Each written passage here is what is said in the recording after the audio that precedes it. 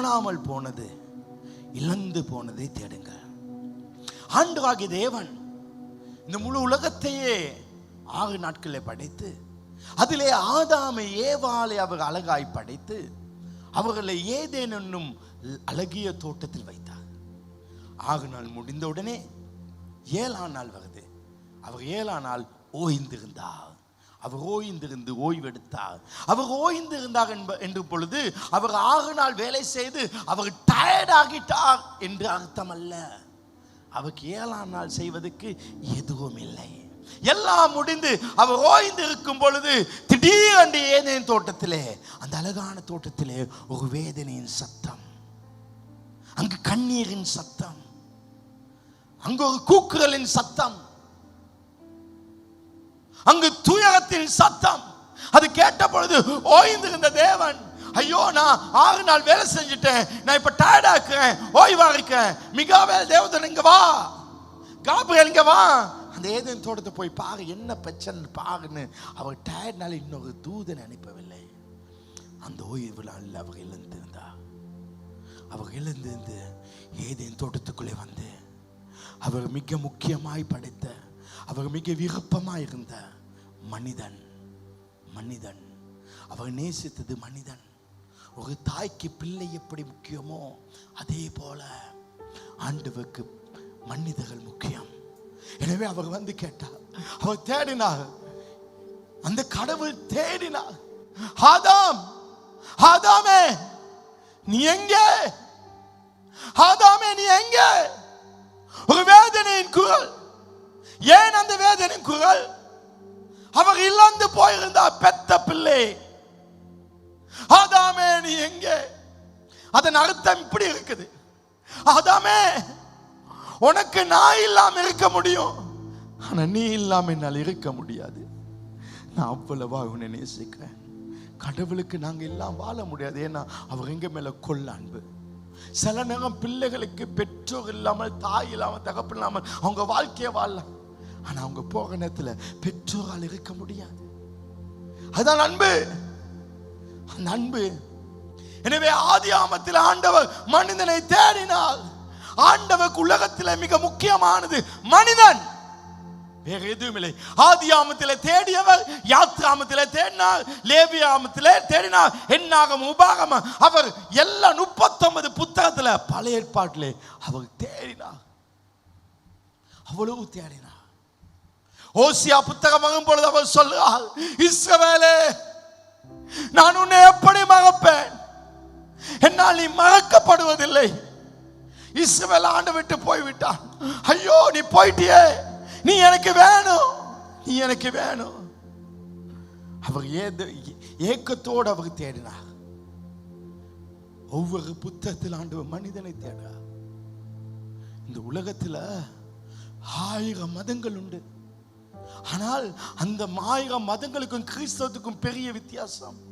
எல்லா மதங்களிலும் மனிதர்கள் தேவனை தேடினார்கள், ஆனால் கிறிஸ்தவத்தில் மட்டும்தான் தேவன் மனிதனை தேடினார். தேவன் மனிதனை தேடினார், அவர் உன்னை என்னை தேடினார். அப்ப பழைய ஏற்பாடு முழுவதும் பாங்க, ஆண்டவர் இஸ்ரவேலே இஸ்ரவேலே, ஐயோ இஸ்ரவேலே நான் உன்னை உள்ளங்கையில மறந்திருக்கேன், நீ என்னால் மறக்கப்படுவதில்லை.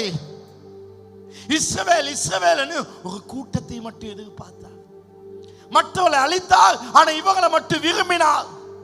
ஆனால் திடீரென்று இந்த 39 புத்தகம் முடிந்து நான் புதிய ஏற்பாடுல கால் வைத்தோன்னு, அந்த புதிய ஏற்பாடுல ஒரு புது சொல் உண்டு, புது வார்த்தை உண்டு, புது சொல், உலகம். உலகம். அவர் இவ்வளவாய் உலகத்தில் அன்பு கூர்ந்தார். நீங்கள் புறப்பட்டு உலகம் எங்கும் போங்க. இதுவரை ஒரு கூட்டத்தை எதிர்பார்த்து கொண்டிருந்த தேவன் இப்ப முழு உலகத்தை தேடுகிறார்.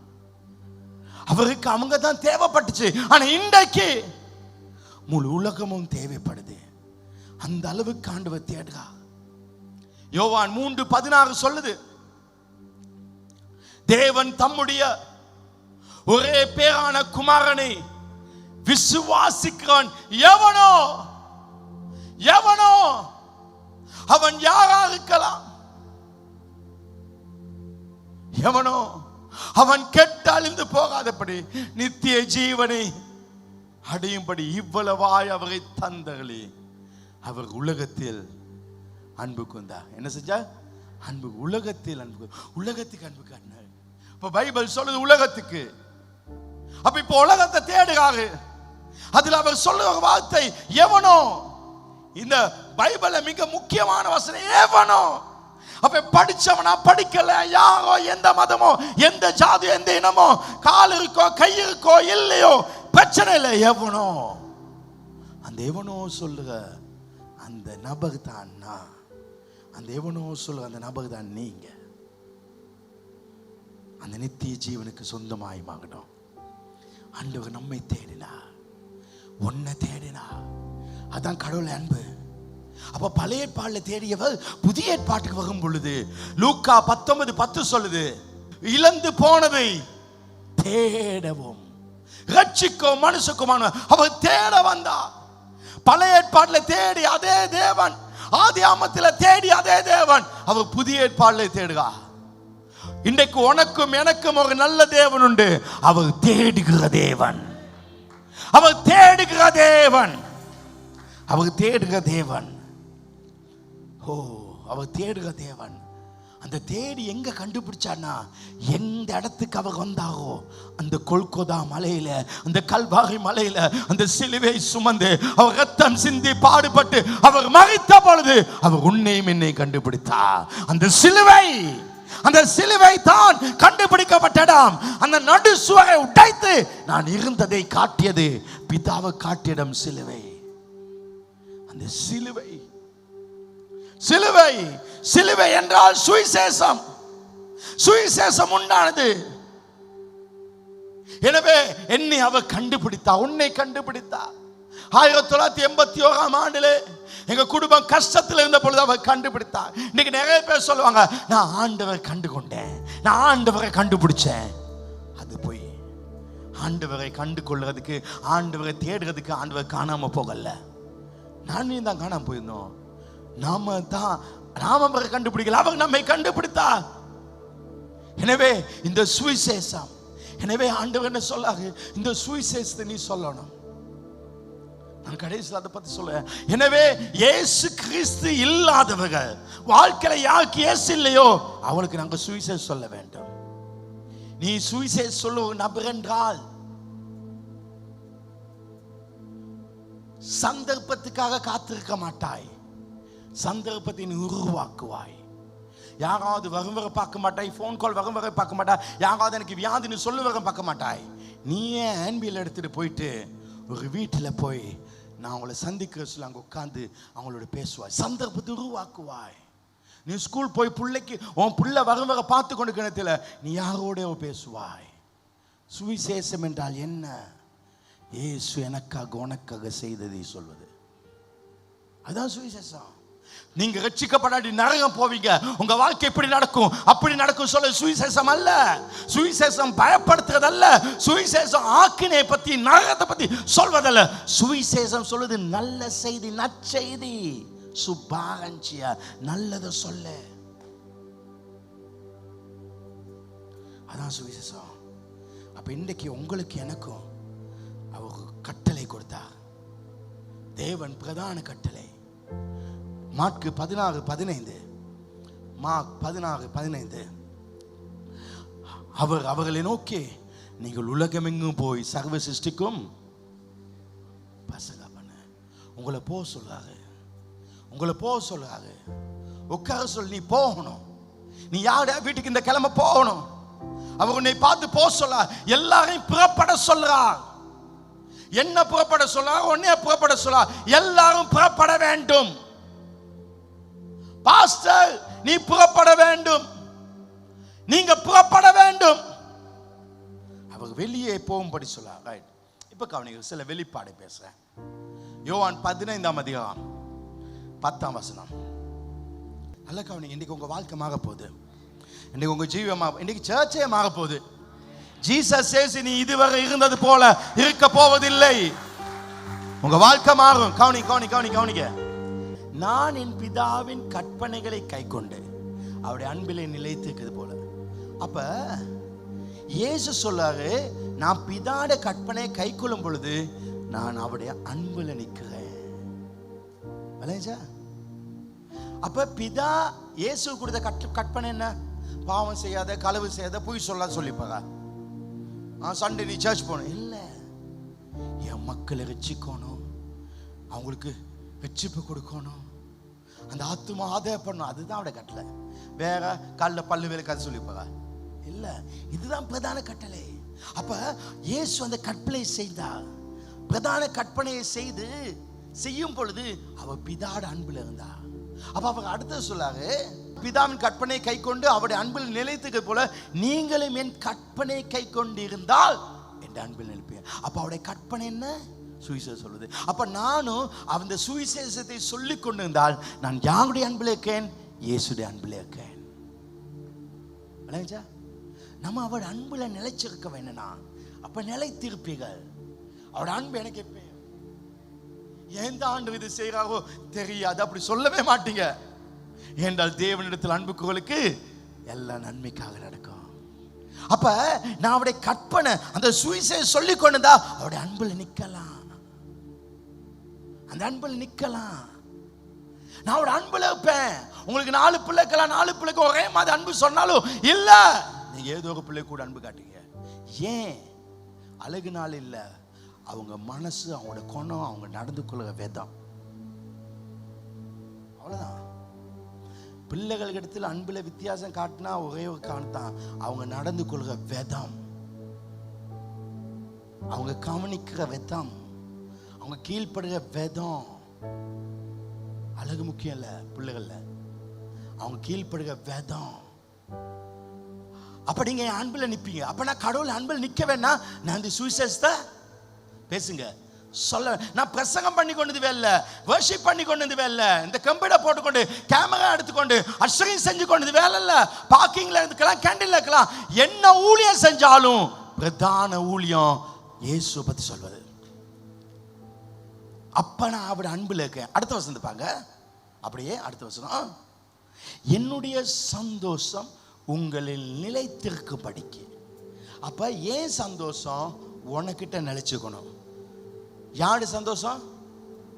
இயேசுடைய சந்தோஷம் நிலைச்சுக்கணும். அப்ப நல்ல கவனிங்க, என்னுடைய சந்தோஷம் உங்ககிட்ட நிலைச்சுக்கணும். அப்ப இயேசுடைய சந்தோஷம் என்ன? கேள்வி வருது. அவருடைய சந்தோஷம் நம்முடைய சந்தோஷமானால் நிலைத்திருக்கும் படிக்கும், உங்கள் சந்தோஷம் நிறைவாயிருக்கும் படிக்கும் இவளை சொன்னேன். அப்ப எனக்கு ஒரு சந்தோஷம் இருக்கு. உங்களுக்கு என்ன சந்தோஷம்? ஒரு அவுடி கார் வாங்கணும், ஒரு மாளிகை வீடு கட்டணும், உங்களுக்கு இப்படி ஒரு வாழ்க்கை வேணும், இதுதான் உங்க சந்தோஷம். உங்க சந்தோஷம் என்ன? 1000 சந்தோஷம் வச்சிருக்கீங்க, இப்படிதான் இருக்கும், ரைட்? அந்த சந்தோஷம் நிறைவாக வேணா அவருடைய சந்தோஷம் உனக்கிட்ட இருந்துச்சுன்னா, அவர் எதுல சந்தோஷப்படுறாரோ அதுல நீ சந்தோஷமா இருந்தா உன் சந்தோஷம் தானா நடக்கும். நான் சொல்ல விளங்குச்சா? அப்ப நீ வீடு வாங்க பார்க்காத, வாகனத்தை வாங்க பார்க்காத, அவருடைய சந்தோஷம் உன் சந்தோஷமா இருந்தா உன் சந்தோஷம் தானா நடக்கும். ஆனா இந்த இடத்துல ஏன் சந்தோஷம் நடக்க வேணும் என்பதுக்காக அல்ல, நான் அவர் மேல சந்தோஷமாக்க, அவர் மேல நான் ரொம்ப எனக்கு அவரை பிடிக்கும், அதனால அவர் சந்தோஷம். இப்ப அவருடைய சந்தோஷம் என்னன்னு பார்ப்போம். லூக்கா 15:7. அதுபோல மனம் திரும்ப அவசியம் இல்லாத 99 நீதிமான்களுக்கு சந்தோஷம் உண்டாகிறதை பார்க்கலாம், மனம் திரும்ப ஒரே பாவி நிமித்தம் பரலோகத்தில் மிகுந்த சந்தோஷம் உண்டாயிருக்கும் என்ன உங்களுக்கு சொல்ல. அப்ப பரலோகத்திலே சந்தோஷம். ஏன்னா ஒரு பாவி ரட்சிக்கப்படும். இந்த கூட்டம் முடிகணத்து வெள்ளிக்கிழமை புதுசா வந்தவங்க யாருன்னு சொல்லி ஒரு கை மேல வந்துச்சுன்னா எனக்கு பயங்கர சந்தோஷம். அந்த ஒரு பாவினால பரலோகத்தில் என்ன சந்தோஷம். பைபிள்ல இன்னொரு வசனம், இது காணாம போன ஆடுக்கு நேரம் சொல்லாது. காசு கிடைச்சோன்னா பரலோகத்தில் தேவதூதல் மத்தியிலே சந்தோஷம் உண்டாகும். இதே அதிகம் கடைசி வசனத்தை போடுங்க. உன் சகோதரனாகி இவனோ மகிழ்த்தான், கெட்டுக்குமான், சரியா? பாவி திரும்பவும் உயிர்த்தான், காணாமல் போனான், திரும்ப காணப்பட்டான், ஆனப்படியால் நாம் சந்தோஷப்பட்டு மகிழ்ச்சியாக இருக்க வேண்டும். அப்பா சொல்லுவாரு, இதுதான் மகிழ்ச்சி. என் சந்தோஷம் என்னன்னா, ஒரு ஆத்துமா வச்சுக்கப்பட்டாங்க. சிலர் சொல்லுவாங்க, பாஸ்டருக்கு இந்த சர்ச்சில் பணக்கான கொஞ்சம் பிடிக்கணும். ஏன் அப்படி கதை வந்துச்சுன்னு தெரியாது. நான் பச்சையா பேசுறேன். பணக்கான எனக்கு ரொம்ப பிடிக்கும். ஏன்னா அவங்களோட பேசி பேசி பேசி அவங்களோட காசெல்லாம் கொள்ளடிச்சு இந்த சபையை கட்டுறதுதான் என் வேலை. அதுவும் உண்மை. நீங்க இன்னைக்கு ஏசி இல்ல, வசதியா அழகா இப்படி இருக்குங்கண்ணா காரணம் அதுக்கு ஒரு கூட்டம். ஆமா வேலை. பவுல் சொல்றான், ஒரு சபையை பார்த்து என்னை ஏன் தப்பா நினைக்கீங்க, நான் அந்த சபைக்கு அடிக்கடி போய் நான் அந்த சபையில கொள்ளடிச்சு உங்களுக்கு ஊழியம் செய்றேன். உங்க காசுல எனக்கு ஊழியம் செய்ய முடியுது இல்ல, அவன் காசு எடுத்து உங்களுக்கு ஊழியம் செய்றேன். அதாவது எங்கேயோ வேலை செஞ்சுக்கணும், எவனுக்கோ வேலை செய்ய மாதிரி. அப்ப அதனால பணம் முக்கியம். நல்லா கவனிங்க, பணம் முக்கியம். ஆனா என்னதான் உங்களுக்கு பணம் இருந்தாலும் ஒரு புதால் வந்துச்சுன்னா, நான் உங்களுக்கு சொல்ல, பணக்காங்கல்ல உங்களை எல்லாத்தையும் ஒத்த காசுக்கு கணக்கெடுக்க மாட்டேன், ஒத்த சத்து கணக்கெடுக்க மாட்டேன். நீங்க எல்லாம் எனக்கு மொக்க. புதுசா ஒருத்தன் வாசலை வாங்கின பிரைஸ் லார்ட்னு சொன்னதுல நீங்க என்னத்தான் வந்து பாஸ்டர் பிரைஸ் லார்ட்னு 10 மோதிரத்தோட வந்தாலும் கொஞ்சம் நில்லு ஆளை புடிடா, இவன் தான் எனக்கு முக்கியம். ஆமாவா இல்லையா? ஆமாவா இல்லையா? அவன் தான் முக்கியம் எனக்கு. நீங்க அப்புறம் அப்பாயின்மெண்ட் வந்து புதால் வந்தா அவனை வெயிட் பண்ண வைக்க மாட்டேன். ஆள் அனுப்பு. நான் கூட்டம் ஞாயிற்றுல முடிச்சு புதன்கிழமை பேர் அப்பாயின்மெண்ட். யார் ரைட் ஓகே கேமராவில் யாரோ புதால் வந்தா, புதால் வந்து இங்கே லேட் ஆகுது, அவன் அப்செட் ஆகக்கூடாது, அந்த பாஸ்டருக்கு போய் பேச சொல்லு, அவனுக்கு டீ ஒன்று கொடுக்க சொல்லப்பா. ஆனால் நீங்கள் வந்து 2 உட்காங்க, ஒரு டீ இல்லை பச்சை தண்ணியும் கொடுக்க மாட்டேன். ஏன்னா எனக்கு அவன் முக்கியம். அவன் தான் முக்கியம். நான் செய்கிறது சரியா பிள்ளையான்னு சொல்லுங்களேன். அந்த வசனத்தை போட 7ஆம் வசனத்தை, மனம் திரும்ப அவசியம் இல்லாத 99 நீதிமான். நீங்களாம் நீதிமான். பாஸ்டர் ஆரம்பத்தில் எங்களை வந்தோடனே விழுந்து காணிப்பார். ஆமா, அதுதான் என் பழக்கம். வந்தோடனே விழுந்து காணிப்பேன், அது போய் கண்டுகொள்ளவே மாட்டேன். நீதிமான். ஆனா ஒரு ஆத்துமா 99 ஆடுகளை விட்டுட்டு அவர் ஒரு ஆடு தேடி போனாங்க. இப்ப நான் கேட்கும் ஒரு கேள்வி, உங்களுக்கு ஒரு 10 பிள்ளைகள் இருக்காங்க. எத்தனை பிள்ளைகள்? 10 பிள்ளை. நீங்க கடல்ல போய்க்குங்க, பிள்ளைகளோட குளிக்க போயிருக்கணத்துல திடீர்னு சுனாமி வந்து எல்லாத்தையும் அடிச்சு போகுது.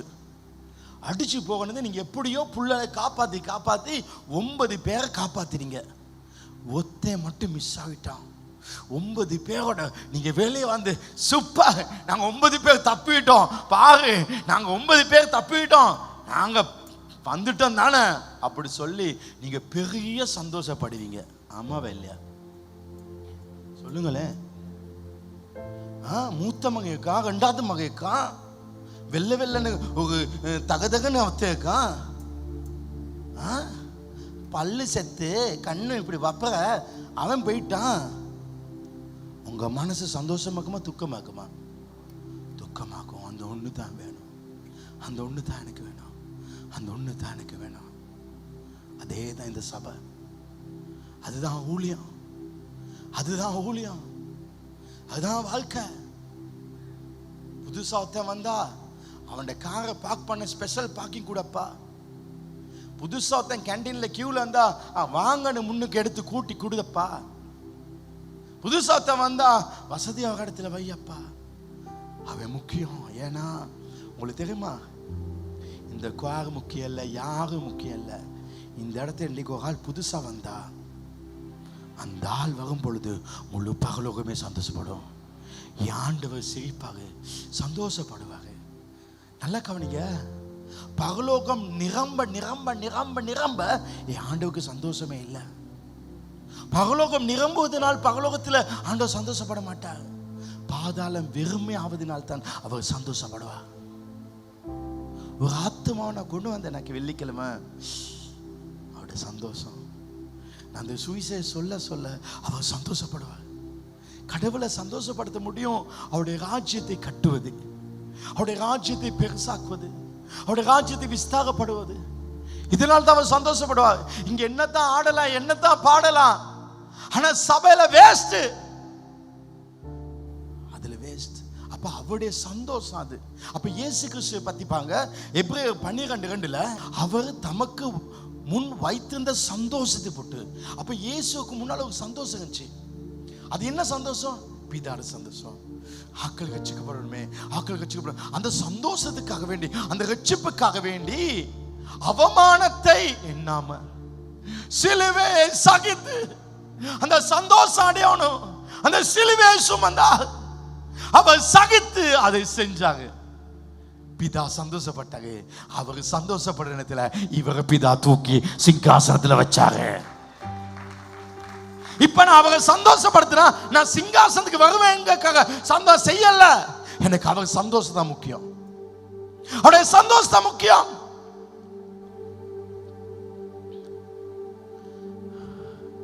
நான் சாகும் வரை இந்த ஊழியம் வளரும். சாகு வரை இந்த ஊழியத்தை யாருக்கும் அளிக்க முடியாது. சாகு வரை என்ன ஊழியத்தை யாருக்கும் நிப்பாட்ட முடியாது. நான் அவனுக்காக, இவனுக்காக, இவளுக்காக, அவளுக்காக நின்றவன் கிடையாது. ஏன்னா நான் இந்த ஊழியத்தில் நின்றா தான், இந்த ஊழியத்தில் இருந்தா தான் அவருக்கு சந்தோஷம். அதனால நான் அவருக்காக வாழ்வேன், அவருக்காக ஜீவிப்பேன். உமக்காகத்தான் வாழ்கிறேன், உம்மைதான் நேசிக்கிறேன் சாமி.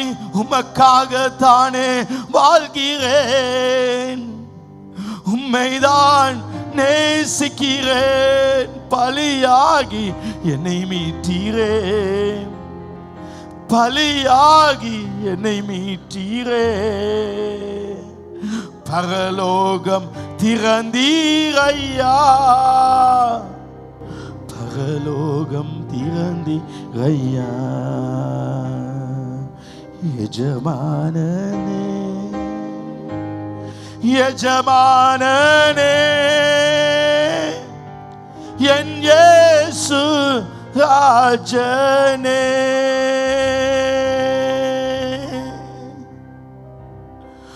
உயிர் வாழும் நாட்கள் எல்லாம் ஓடி ஓடி உழைத்திடுவேன். உயிர் வாழும் நாட்கள் எல்லாம் ஓடி ஓடி உழைத்திடுவேன். அழைத்தீரே உம் சேவைக்கு, என்னை அழைத்தீர் உம் சேவைக்கு. அதை நான் மறப்பேனோ, அதை நான் மறப்பேனோ. எந்த செயல்ல எங்கும் அப்பா நீர் ஆள வேண்டும்.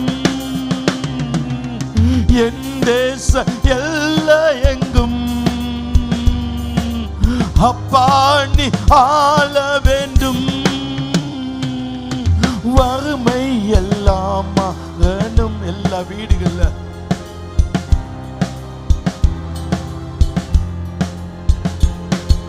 வன்முறை எல்லாம் ஒளியனும், வன்முறை எல்லாம் ஒளியனும். அப்பாவும் சந்நிதியில் தான் எப்போதும், அப்பாவும் சந்நிதி. என் சந்தோஷம் உங்க சந்தோஷம். அகமகிழ்ந்து களி கூறுவே, எப்போது உம்மை காண்பே, நான் எப்போது உம்மை காண்பே. எங்குதையா என் இதயம், எங்குதையா என் இதயம். எஜமானனே, என் இயேசு ராஜனே. எஜமானனே, என் இயேசு ராஜனே. என் எண்ணமெல்லாம், என் ஏக்கமெல்லாம் உம் சித்தம் செய்வது தானே. சொல்லுங்க. என்னென்னமெல்லாம்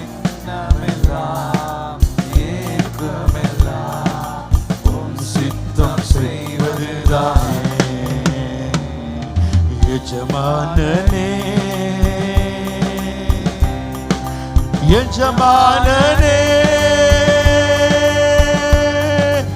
என் இயேசு ராஜனே.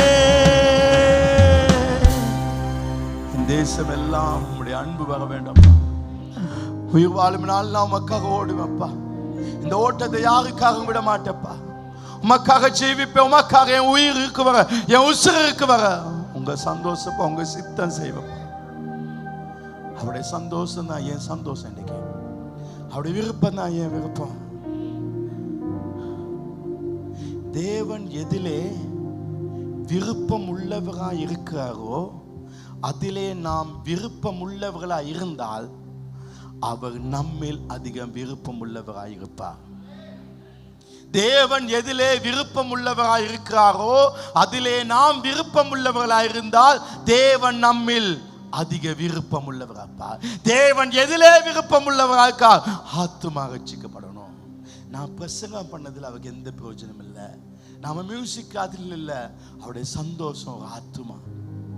இந்த பரிசுத்தாவிடம் வந்திருக்கிறது எதுக்குனாக்கே எங்க எல்லாரும் அப்படி ஊதி ஊதி ஊதி ஊதி இப்படி ஆடுறதுக்கோ இல்லை, நாங்கள் அப்படியே வீடுகளை வாங்கி மாளிகையை வாங்கி கொண்டு இருக்கிறதுக்கோ இல்லை. நாங்க அவருக்கு மகிமையா இருந்து அந்த மகிமையா மக்களுக்கு சொல்ல வேண்டும்.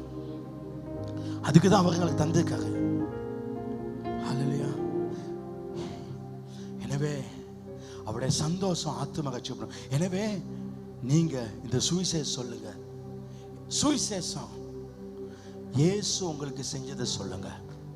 முந்தி பிரச்சனை நீங்க கடன்ல நீங்க ரட்சிக்கப்பட்டு இன்னைக்கு பிரச்சனை இருக்கீங்க, ஆனா நிம்மதியாக்கீங்க. நிம்மதி கொடுத்துக்காக, வாழ்க்கையை கொடுத்துக்காக, ஒரு நம்பிக்கை கொடுத்துக்காக. நான் செத்தா இன்னைக்கு பகலங்க சும்மா கண் மாதிரி இருக்கல ஒரு வாழ்க்கை. எனவே இயேசு ஒருத்தனுக்கு சொல்லுங்க, நீங்க அப்ப மக்களுக்கு ஆசீர்வாதமாப்பீங்க. இன்னைக்கு நிறைய பேர் சொல்லுவாங்க, உங்களால் இன்னைக்கு நல்லா இருக்கும் பாஸ்டர், இன்னைக்கு உங்களால் எங்க குடும்பம் நிம்மதியா இருக்கு பாஸ்டர், எங்க வாழ்க்கையில பிரச்சனை நீங்க இருக்கும் பாஸ்டர், எங்க வீட்டுல அடுப்பு எறைய காரணம் நீங்க தான் பாஸ்டர், என் பிள்ளைகள் இந்த நிலைமையில இருக்க காரணம் நீங்க தான். ஆனா இன்னைக்கு நீங்க தீர்மானித்தது சரி, அவருடைய சந்தோஷம் என் சந்தோஷம் ஹேண்ட்பில் எடுத்துட்டேன் நான் போய் சொல்லணும்னு நினைச்சாலும் உங்களுக்கு முடியாது.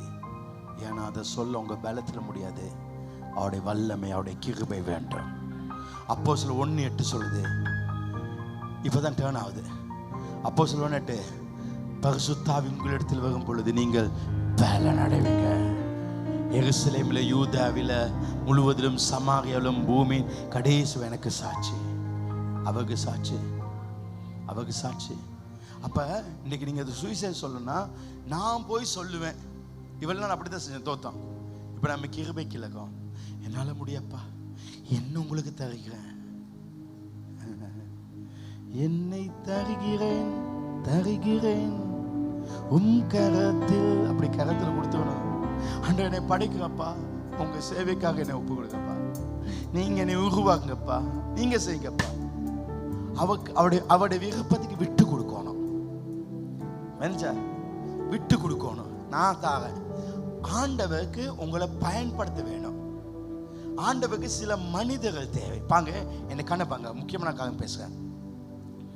1 ராஜாக்கள் 2 ராஜாக்களை கடவுள் சில மனிதர்கள் எழுப்பினாங்க அவருடைய ராஜ்யத்தை கட்ட.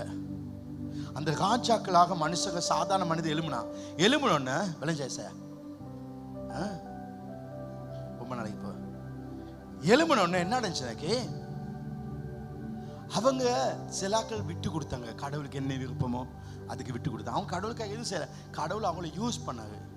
கோலியாத்தை கீழே விழ வச்சது யாரு?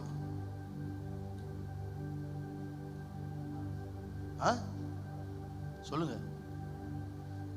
கோலியாத்தை கீழே விழ வச்சது யாரு? தாவீதா ஆண்டவர. ஆனா தாவீதை பயன்படுத்தினாங்க. அவனை அவங்கிட்ட கத்தி இருக்கல. அவன் சொல்ல அவனை வெட்டுவேன், உன்னை துண்டு துண்டா வெட்டி காது கத்தி இருக்கிறான். ஆனா கடவுள் பயன்படுத்தி வெட்டி கொடுத்தாங்க. அப்ப விட்டு கொடுத்தாங்க. அப்ப ராஜாக்கள் விட்டு கொடுத்தாங்க. அவங்க விட்டு கொடுத்து கடவுளுக்கு ஏற்றபடி இருக்கும் பொழுது கடவுள் அவங்களை ஆசீர்வதிச்சாரு. நீங்க உங்களை விட்டு கொடுக்கணும். அதுக்கு பிறகு இன்னொரு ராஜா வந்தா விட்டு கொடுக்கல, அவன் அழிஞ்சான். அது போக ராஜா வந்தா அவன் அழிஞ்சான். எவன் விட்டு கொடுத்தான் அவன் நல்லா இருந்தான். ஆண்டவருக்கு ராஜ்யத்தை கட்ட மனிதர்கள் தேவை. இந்த இடத்துல எல்லாரும் தேவை. சிலரை கத்தர் பணத்தை கொடுத்து உயர்த்துவார், ஆண்டவருக்கு விட்டு கொடுக்க. சிலரை படிப்புல உயர்த்துவார், ஆண்டவருக்கு விட்டு கொடுக்க.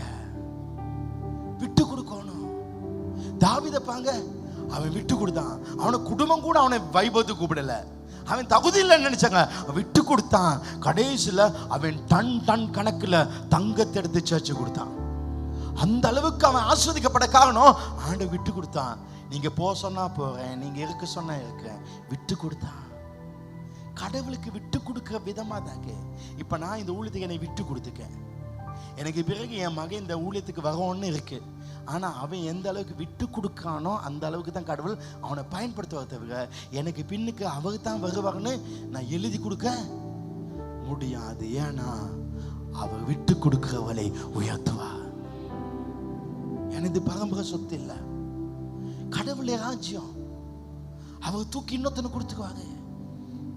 சவுலுக்கு பிறகு அது யோனத்தானுக்கு வரணும், யோனத்தான் வேகத்துன்னு போச்சு. விட்டு கொடுக்கணும், இதுதான் உண்மை.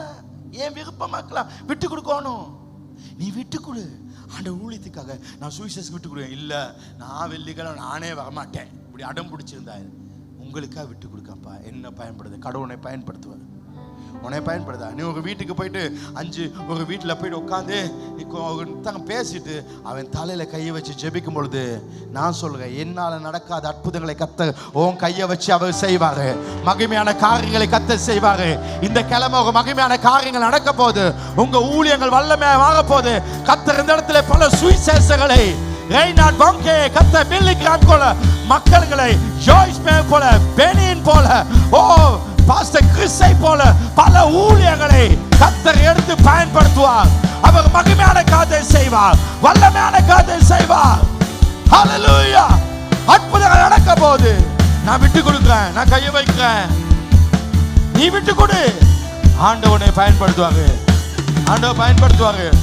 நீ எந்த ஆயுதம் பண்ணாத, நீ சவுல உடுப்ப போடாத, சவுல பட்டை தடுக்காத, கேடை இருக்க மாதிரி போ. ஆண்டவர் ஒன்னு எடுத்து பெரிய காரியம் செய்வாங்க, ஒன்னு எடுத்து மகிமையான காரியத்தை செய்வாங்க, ஒன்னு எடுத்து வல்லமையான காரியத்தை செய்வாங்க. சத்தமாய் சொல்லுங்கள் ஆமென்.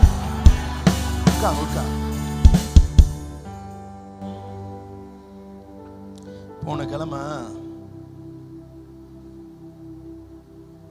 கூட்டம் நல்லா இருந்துச்சா? போன கிழமை நல்லா இருந்துக்கு. ஏன்னா பாஸ்டர் நீங்க சாகலாம் அடிச்சு செஞ்சீங்க. ஒரு ஆள் சொன்னாங்க, பாஸ்டர் இன்னொரு ஆள் சொல்லலாம், பாஸ்டர் எது விடுத்தான் அழகாக்குன்னு. ஆனால் நான் திடீர்னு ராத்திரி இதெல்லாம் யோசிக்கவே இல்லை. திடீர்னு ஆண்டு சொன்ன சாகத்தை போட்டு இப்படி செஞ்சு செய், இது இந்த இடத்துக்கு இப்படி விளக்கொன்று கொடுக்கணும். அவர் விளக்கம் கொடுக்க செஞ்சாங்க, இல்லைன்னா செய்கிறனான்னு பார்க்க செஞ்சாங்கன்னு தெரியாது.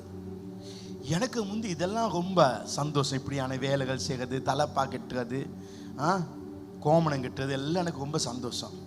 ஆனால் இப்போ கொஞ்சம் ஒரு வெக்கமாக்கு, என்னது ஒரு மாதிரி இருந்துச்சு எனக்கு. நான் ஆண்டுக்கு சொன்னி வேணாம் ஆண்டு, அது வேணாம், வேறு ஏதாவது உதாரணத்துக்கு கொடுக்கலான்னு. ஆண்டு சொன்னால் இல்லை வாழ்த்துக்கு இதே செய்யணும்.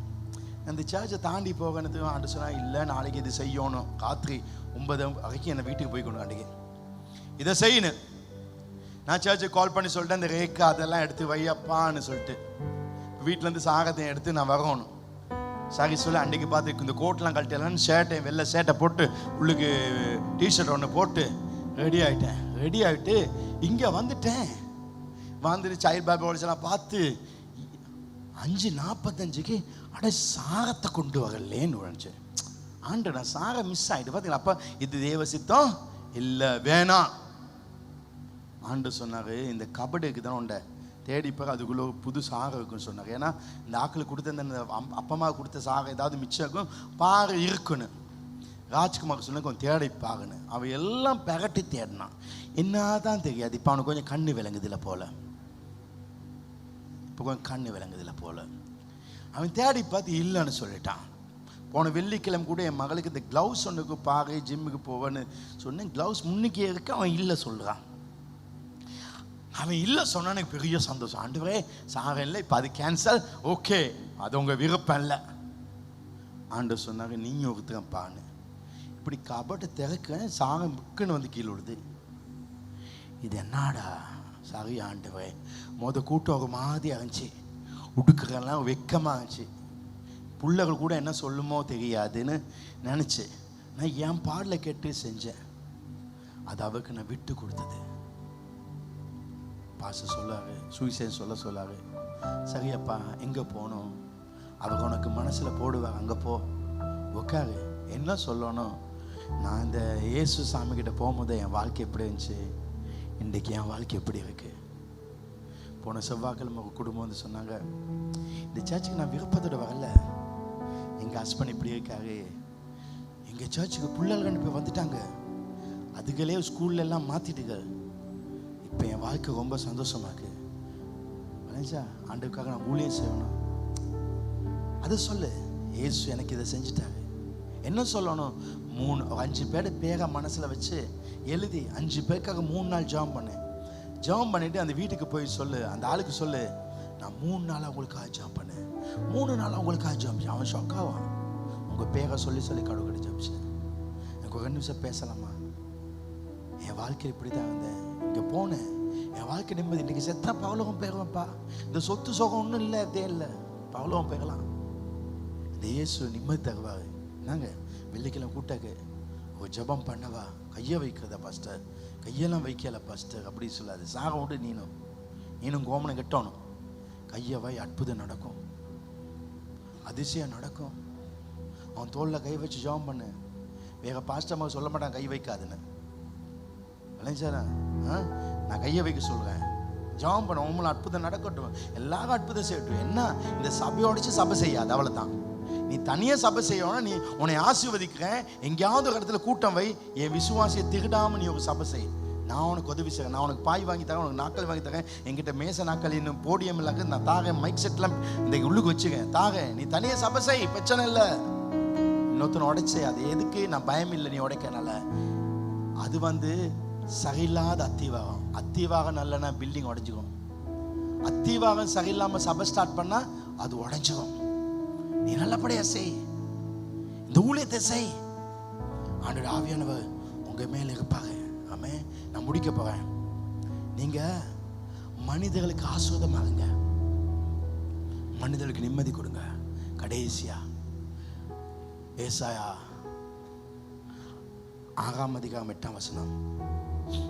இந்த வசனம் ரொம்ப முக்கியம் தாங்க, எல்லாம் இதுக்கு கவனிங்க. பின்னும் யாரை நான் அனுப்புவேன், யாரை நான் என்பது உரிமை, பிதா உகால், யாரை நான் அனுப்புவேன், நான் யாரை அனுப்புவேன்ப்பா, நான் இந்த உலகத்துக்கு யாக அனுப்புவேன், இந்த கொழும்பு 10க்கு யாக அனுப்புவேன், இந்த இலங்கை தேசத்துக்கு யாக அனுப்புவேன். யாரை நான் அனுப்புவேன், யார் நமது காரியமாய் போவான். இப்ப பாங்க, யாரை நான் அனுப்புவேன் உரிமை, அது பிற சொல்லாரு, நான் யாரை அனுப்புவேன்னு சொல்லி பிதா கேட்காரு, யாரப்பா நமது காரியமாய் போவாங்க. யாரு நமது, பிதா குமாரன் பரிசுத்தாவிட காரியம் ஒன்றுதான், என்னது, ஆத்துமா ரட்சிக்கப்படணும். நமது காரியமாய் யார் போவார் அப்படின்னா, இந்த 3 பேருக்குள்ள இன்னொரு ஆள் வந்தா நல்லா சொல்லி, நமது காரியமா எங்களுக்காக வேண்டி யாரப்பா போவா, ஒன்னு அவருடைய குழுவில சேர்க்க விரும்புறா, ஒன்னு அவருடைய குழுவில சேர்க்க விரும்புறா. கவனி, சுவிசேஷ ஊழியம் சேர எல்லாரும் அவருடைய குழுவில் இருக்காங்க. நீ என்னதான் நான் சொல்லுறேன், 365 நாள் முழங்காலந்து நான் ஜெபம் பண்ணதை விட ஒரு ஆத்துமாக்கு நான் சுவிசேஷம் சொன்னா அதை விட இது வல்லமையா இருக்கும், அது ஆசீர்வாதமா இருக்கும். 365 நாள் பிரசங்கம் பண்ணதை விட பாட்டு படிக்கிற ஒரு ஆத்துமா ரட்சிக்கப்படுது. யாரை நான் அனுப்புவேன், யாரை நான் அனுப்புவேன், வசனம், யாரை நான் அனுப்புவேன், யார் நமது காரியமாய் போவார். ஆண்டவருடைய சத்தத்தை கேட்டேன், இந்த காலையில கர்த்தருடைய சத்தத்தை கேள், உன்னை பார்த்து கேட்க, என் காரியமாய் யார் போவார். அப்ப ஏசாப்பாக்கு யாருமே இல்லை, நான் தகுதியே இல்லப்பா, நான் பாவம் செய்த மனிதன். ஆண்டவர் சொல்ல, உனக்கு தகுதி தேவையில்ல, நான் தகுதி உள்ளவனை ஊழியத்துக்கு எடுப்பதில்லை, தகுதியே இல்லாதவனை நான் ஊழியத்துக்கு தகுதி உள்ளவனாய் மாற்றுவேன்.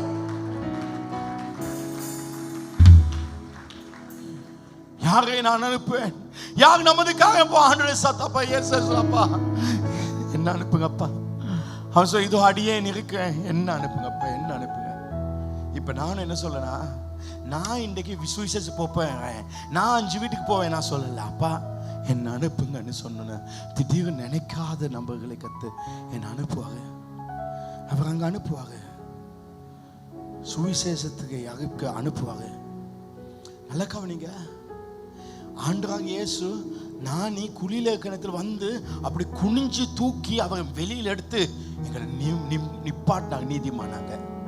ஆனா நீதிமான இருக்க நம்ம கிட்ட வந்து எங்களை தூக்கி இந்த சுவிசேஷ ஊழியம் செய்யணும் வைக்க மாட்டாரு.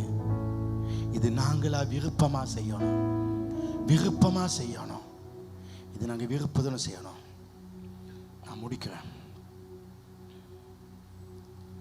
என்னைய பார்த்து ஏன் இந்த ஊழியம் செய்றீங்கன்னு கேட்டக்கே, இந்த ஊழியம் லேசில்ல. அவமானங்கள், கஷ்டங்கள், தேவையில்லாத பேச்சு வார்த்தை எல்லாம் மொல்லமாக கிறுக்கமாகிட்டெல்லாம் குனிஞ்சு கொண்டு போகணும். சில நேரம் விளைஞ்சா ஒரு அம்மா போன 2 நாளைக்கெல்லாம் வரல. அந்த மனுஷி பெரிய பணக்காரியில் ஒன்றும் இல்லை, மொக்க.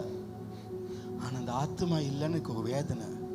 ஸ்டாஃப் வந்து சொன்னாங்க, அந்த மனுஷி வராது, ஏதோ ஊழியத்துக்கு எடுத்தாங்களாம், இந்த கடைசி நாள் வந்து சேர்ந்தாங்களா ஊழியத்துக்கு. அவார்ட் செரமனிக்கு கிழமை வந்து சேர்ந்தனால சூப்பர்வைசரோ லீடரோ சொன்னாங்களா, அம்மா நீங்கள் இந்த அவார்ட் செரமனிக்கு வராட்டி பரவாயில்ல, வர தேவையில்லைன்னு, ஏன்னா அதுக்கு நாள் வந்துட்டு அவார்ட் செரமனி தானே அப்படி சொல்லிட்டான். அதனால அந்த மனுஷி இதாயிட்டு. அது என்னன்னோ கதை சொல்லிக்கு. ஆனால் வரமாட்டேன்னு சொல்லிட்டான். நான் நேற்று 4 பேர் அனுப்பி, அம்மா நீ அம்மா மாதிரி அப்பா உன் ஜெபத்தில் தான் நான் உயிர் வாழ்கன்னு சொல்லி அந்த மனுஷை கூப்பிட்டேன். ஏன்னா அது சபையை விட்டு போயிட்டு நாளைக்கு அது எங்கே போகுமோ, அந்த ஒரு ஆத்மா முக்கியம் இல்லை. இந்த மாதிரி சில நேரம் குனிய தேவையில்லாத அளவெல்லாம் குனிகிறேன். சில நேரத்தில் சர்ச்சில் ட்ரைனேஜ் லைனும் நான் கிளீன் பண்ணுறேன். என் ஸ்டாஃப் இல்லை சொல்லுங்க. போன வாரம் அவனுக்கு பார்க்கத்தக்கதாக நான் செஞ்சேன். இதை இன்னைக்கு சொல்ல நான் நினைக்கல, நான் சொல்கிறேன். நான் செல்லாம் அப்படி செய்வேன். ஏன்னா அவருடைய ராஜ்யத்து மேலே ரொம்ப வைப்போம். எனக்கு கேளுங்க, ஏன் இவ்வளோ கஷ்டப்பட்டு ஊழியம் செய்ய? எனக்கு கோல்ட் ஃபேஸில் உட்காந்துருக்க நேரத்தில் ஒரு கேர்ளும் போய் உட்காந்துருப்பாங்க. நிறைய விஷயம் செய்வான், ஓடி செய்வான், எல்லாம் பார்ப்பான். சில மனைவி புருஷனுக்கு விழுந்து செய்வாங்க, சில புருஷமா விழுந்து செய்வாங்க. ஆனா அந்த நேரத்தில் ஒரு பதில் வரும். எனக்கு என் ஃபேமிலியில் பிரச்சனை வந்தப்போ எனக்கு நிறைய பேர் விழுந்து வேலை செஞ்சாங்க, எனக்கு ரொம்ப உதவி செஞ்சாங்க, எனக்காக எல்லாம் செஞ்சவங்க இருக்காங்க. நான் அவங்கள பார்த்து ஒன்று கேட்டேன், அவ்வளோ செய்வாங்க. சாப்பாடை வைப்பாங்க, சாப்பாடு கொண்டு வருவாங்க, என் கையை கழுவி விடுவாங்க, எனக்கு என்ன வேணுமோ எல்லாம். இந்த அவங்க சந்தோஷத்தை விட்டு எனக்குன்னு செஞ்சவங்க இருக்காங்க. சில இந்த ஜான் புதன்கிழமை வாங்கினாங்க, அந்த அவள் கடைக்கு போகணும், அவட வேலைக்கு போகணும். ஆனால் அந்த சிக்கன் சூப்காக 10 மணிக்கு தான் வருவான்னு சொல்லிட்டு வீட்டிலேருந்து 10 மணிக்கு வெளிக்கிடுவார். அவட வேலையை விட்டுட்டு எடுத்து எனக்கு கொண்டு கொடுப்பாரு. குடிங்க பாஸ்டர், என்ன ஜான் வேலை தானே, பிஸி தானே, பரவாயில்ல, ஒரு வார்த்தை சொல்லுவார். அதே மாதிரி எனக்கு வேலை செஞ்சுக்கிட்டு கேட்பேன், ஏன் இவ்வளோ கஷ்டப்படுறீங்க, எனக்காக ஏன் இவ்வளோ கஷ்டப்படுறீங்கன்னு கேட்ட நேரத்தில் அவங்க சொன்ன வார்த்தை என் மனசை பிடிச்சி, பாஸ்டர் உங்களை எனக்கு ரொம்ப பிடிச்சாங்க, ஏதாவது உனக்கு வேணுமா, ஏதாவது எதிர்ப்பக இல்லை, எனக்கு உங்களை ரொம்ப பிடிச்சாங்க. பார்த்தா உண்மையில அவங்க எந்த ஒரு பிரதிபலனும் எதிர்பார்க்காம எனக்காக இருப்பாங்க. ஜான் இவ்வளவு காலம் எனக்கு ஒரு பிரதிபலம் எதிர்பார்த்ததில்லை. அவருக்கு என்னை ரொம்ப பிடிச்சிக்க. ஏன்னா அவரோட வாழ்க்கையில் அவர் வாழ்ந்த வாழ்க்கை, இங்கே வந்தப்போ அவர் நிம்மதி ரொம்ப பிடிச்சி.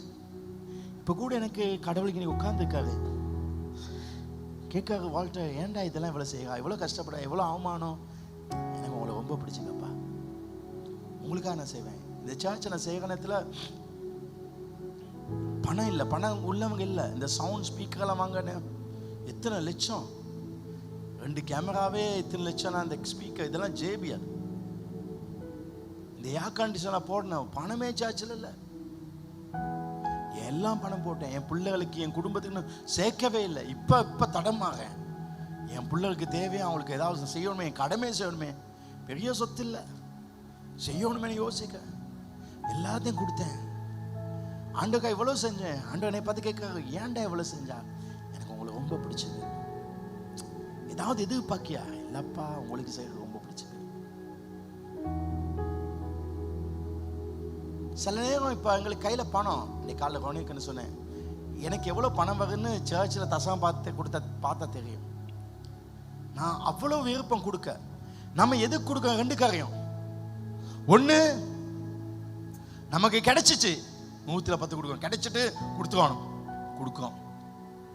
இல்ல ரெண்டாவது, கொடுத்தா மடி நிறைய கிடைக்கும். இந்த 2க்கு. ஆனா எனக்கு கிடைச்சா நான் கொடுக்குறேன், 100க்கு 10 கொடுக்க, 100க்கு 20 கொடுக்க. ஏன்னு கேட்பாரு, எனக்கு உங்களுக்கு ரொம்ப பிடிச்சிருக்கு. இப்போ கூட எனக்கு 10 கோடி பணம் கிடைச்சா சர்ச்சுக்கு இதெல்லாம் கொடுக்கலாம். 2 ஃபேஸ் ஸ்கேனர் என்ன, ஃபேஸ் மேஷன் என்ன, நானே கொடுத்து போட்டு நானே செஞ்சுக்குவேன். ஆண்டவரை கொடுத்துவேன்.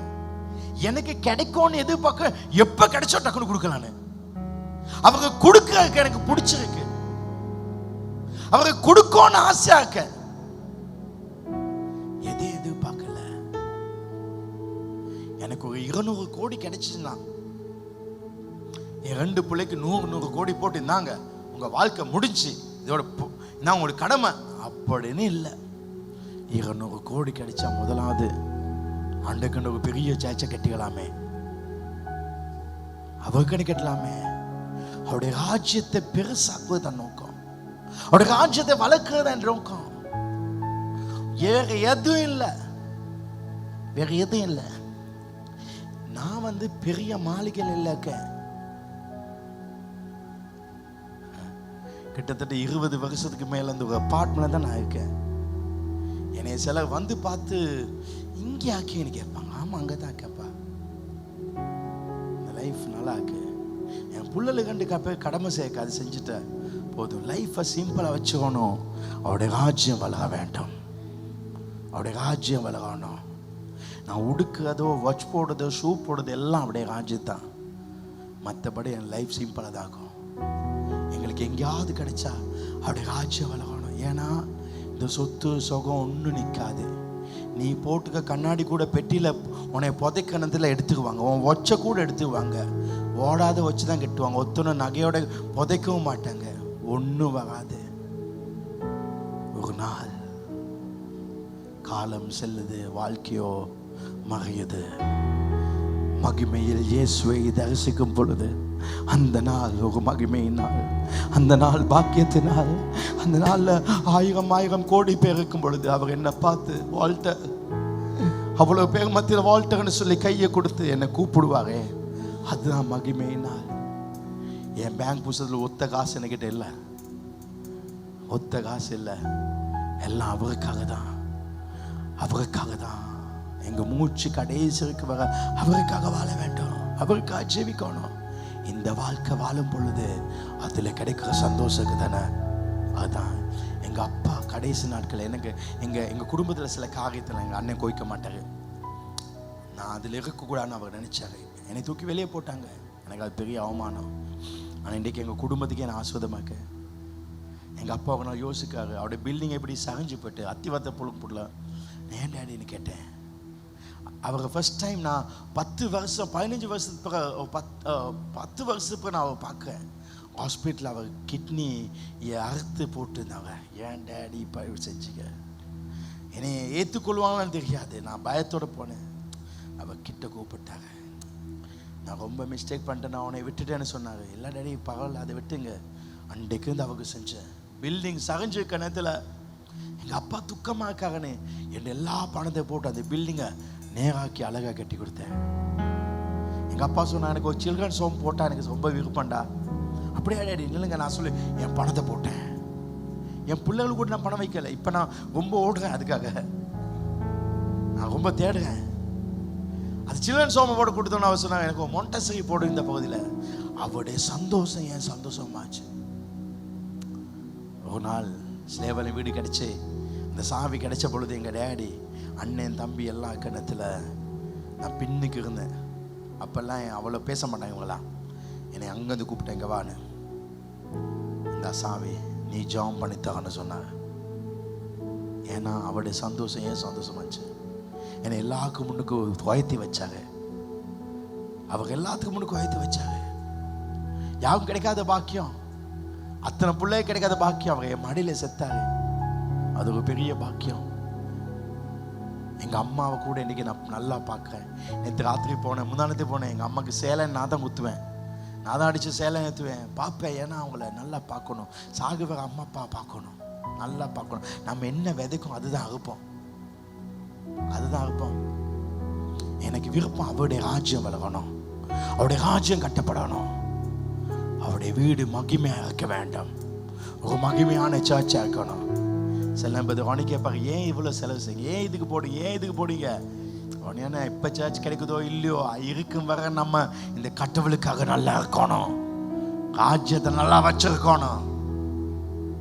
குவாலிட்டியாவே இது நம்மட இல்லத்தானே வாழ்க்கை, இது கூலிக்கு தானே. கூலிக்கோ கூலி இல்லையோ, ஒரு வெட்டிங் நடக்கிற நேரத்தில் சின்ன துண்டு கேக்க வைப்பான் தானே. அந்த கேக் துண்டை வெட்டு, அந்த கேக் ஸ்ட்ரக்சர் அங்கால தண்ணி ஓடுது, இங்கால தண்ணி ஓடுது. வாடகைக்கு எடுத்து வச்சுக்கான். கேட்டா 75,000. 2 நிமிஷம் கூத்துக்கு 75,000 கொடுக்க முடியும்னா நமக்கு உசுரே கொடுத்துருக்காங்க. அவர் உசுரா கொடுத்துருக்காங்க, அவர் உசுரா கொடுத்துருக்காங்க. அவருக்காக எவ்வளவு வாழணும், அவருக்காக எவ்வளவு ஜீவிக்கணும். இந்த காலையில் தீர்மானிடுங்க, அவரை நான் சந்தோஷப்படுத்துவேன், அவருக்காக நான் ஜீவிப்பேன். என் உயிர் வாழும் நாட்கள் எல்லாம் அவருக்காக நான் இருப்பேன். என் மூச்சு, என் பேச்சுல, என் உடல்ல, என் உயிர்ல நீங்க தான் இருக்கீங்கப்பா. உங்களுக்காக வாழ்வேன், வாழு, அவருக்காக வாழு. இந்த 5 ஆன்பில்ல நீ எடுத்து யார்டா வீட்டுக்கு போய் கூட யாருக்காவது பேசு. நான் சொல்றேன், வாங்க வெள்ளிக்கிழமை நீங்க ஒரு ஆளை கூட்டி கொண்டு வர நேரத்தில் பிதா பெருசா சந்தோஷப்படுவாரு. இந்த இடம் முழுவதும் நிறைய பேர் புதுசா வந்து இருக்க போறாங்க, நிறைய ஆத்மா வர போறாங்க, நிறைய ஆத்மா வர போறாங்க. உங்களை விட்டு கொடுங்க, உங்களை விட்டு கொடுங்க. நான் என் பாட்டுல சர்ச்சுக்கு வருவேன், நான் சர்ச்சில் போயிடுவேன். அந்த எண்ணம் மேல ஆண்டவருக்காக இருக்கட்டும். என் பணம் ஆண்டவருக்கு. நான் சொல்லுவேன், ஆண்டவருக்கு கொடுத்து யாரும் தகுதியாய் போவதில்லை.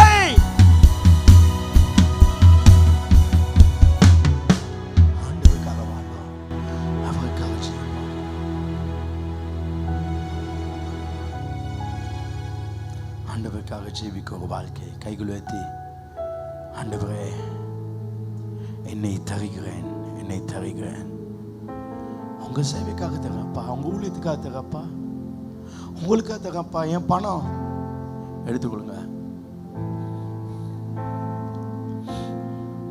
இன்னைக்கு இப்போ ஜான் வந்து நல்ல ஒரு இடத்துல இருப்பாங்க.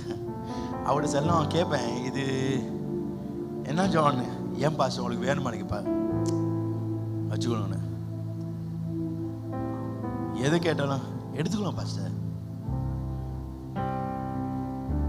ஆனா அவருக்கு இந்த பூமியில சொத்து இருக்கு இல்லையோ, ஆனா அவங்க இந்த பரலோகத்தில் எவ்வளவு பெரிய பணக்கான இருப்பாரு. அதுதான் வாழ்க்கை. ஒண்ணுமே இல்லாம இருந்தோம், கத்தைகளை உயர்த்தி வச்சாரு. அவருடைய ராஜ்யம் வளர வேண்டும். இது ரொம்ப பெருசாகணும், இந்த சர்ச் பெருசாகணும். பாதாளம் அப்படியே இல்லாம போக வேண்டாம். பாதாளத்தில் பிசாசு தனியா உட்கார்ந்து யோசிக்கணும். அந்த அளவுக்கு கத்த இந்த ராஜ்யம். உனக்கு கடவுள் அழகு கொடுத்தா நீ பேசு, 4 பேரோட பேசு. நான் கிறிஸ்டியனுக்காத இந்த சர்ச்சுக்கு நான் சொல்றேன், ஏன் நீங்க உங்களோட ஃபேஸ்புக்கில், ஏன் உங்களோட ஸ்டேட்டஸ்ல வெள்ளிக்கிழமை நோட்டீஸை நீங்க போடுறீங்க இல்ல? ஏன் போடுறீங்கல்ல? யாருடா ஸ்டேட்டஸை பார்த்தாக்கி வாழ்க்கை நான் இப்படிதான் அப்படித்தானே எங்கேயோ முக்கிய அடிபட்டுப்பான். சோக கதைகள் போடுவாங்க. மனுஷ ஜாத்தி அக ஜாத்தி எத்தோட மாதிரி அண்ணா வந்துட்டு அம்மானக்கிட்ட குட்டி காலக்கலாம் நமோ தச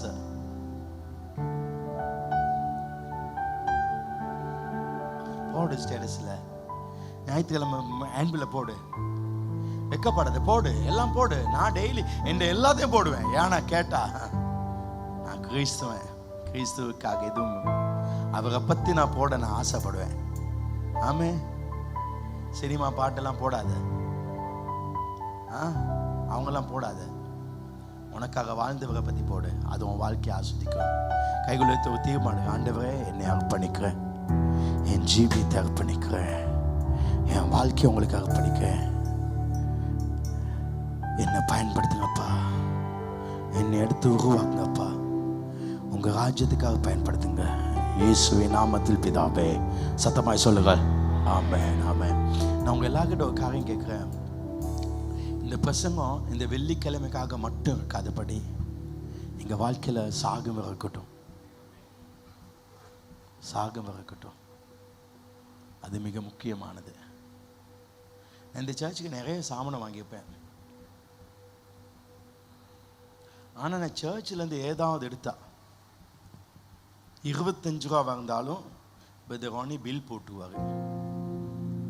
அப்போ சில ஸ்டாஃப் கேட்பான், பாஸ் நீங்கள் அது வாங்கினீங்க இது வாங்கினீங்க.